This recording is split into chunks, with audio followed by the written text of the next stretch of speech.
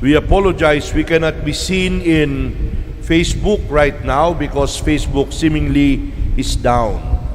So you can only see us in YouTube. But when things are better, in a little while, we will reload the Mass in Facebook. My dear brothers and sisters, the Gospel story is a familiar story. The Gospel story is the story of two women, the sisters of Lazarus, whom the Lord raised from the dead. One is Martha, the other is Mary. Both of them loved the Lord. Both of them served the Lord, but in different ways. Martha served the Lord with hospitality. Mary listened to the Lord with simplicity. Who of them is right? It's a wrong question to ask. Both of them loved the Lord. Both of them served the Lord in their own way. There is no contest between the sisters. There is no competition. There is no comparison. Although sometimes we cannot avoid comparisons, but comparisons could put some people to shame, degrade other people. Comparisons can hurt. Comparisons can belittle. Comparisons can offend, because each one is unique. Each one is different. That is why parents should not compare their children, for the simple reason that every child is unique. And teachers should also not categorize their students. People should not stereotype priests. We can stress our commonalities instead of our differences.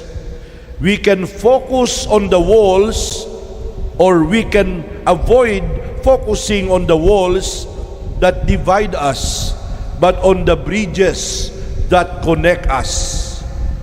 My dear friends, the gospel is a story of opposites. It is a story of contrasts.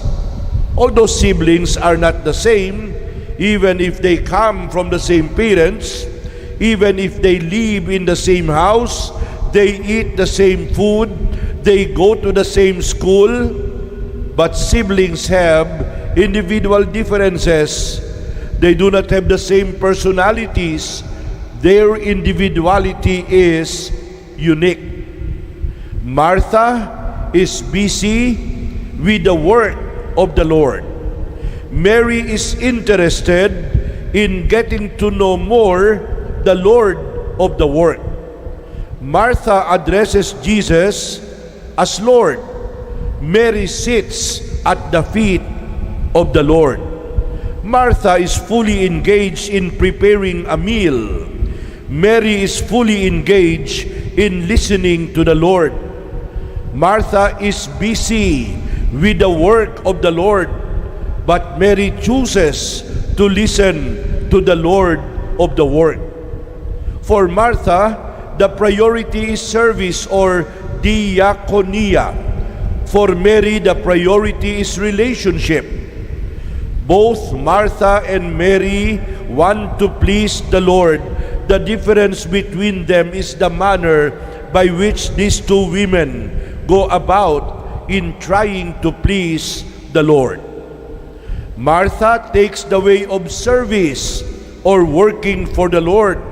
Mary takes the way of relationship with the Lord. That is why these two women, they are like symbols. Martha symbolizes work. Mary represents prayer. Work and prayer. Action and contemplation. Ora et labora. One path involves doing. The other path involves being. My dear brothers and sisters, the gospel is not asking us, it is not asking us to choose between Martha and Mary. We should be both Martha and Mary. The challenge of the gospel for us is to be like Martha, who throws herself with energy into serving the Lord, and to be like Mary, who sits with devotion at the feet of the Lord. At the end of the gospel, our Lord Jesus praises Mary for choosing the only thing necessary and for choosing the better part.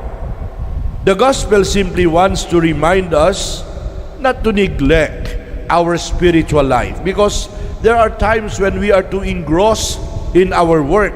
The spiritual life is the better part. It can happen that we are so engrossed with the material part of our life to the point of neglecting our spiritual life. And so today, my dear friends, let us pray the following prayer that I got from a book entitled An Interrupted Life. The part of the prayer goes like this: Lord, let me perform 1,000 daily tasks with love, but let every task spring from a greater central core of devotion and love. Very often, we are busy with the details and we miss the main point. We are anxious and worried about many things. Very often, we feel self-righteous because we have worked hard and think that this ought to have gained us merit. One thing is necessary: choose the better part, and it will not be taken from us. He does the most for God, who is the highest skilled in prayer, a certain author said. My dear friends, long before we become apostles, we must first sit at the feet of the Master, like pupils listening to the teacher. Active service and contemplative listening are two complementary elements of Christian discipleship. Martha is doing the right way. Mary is doing the best way. Amen.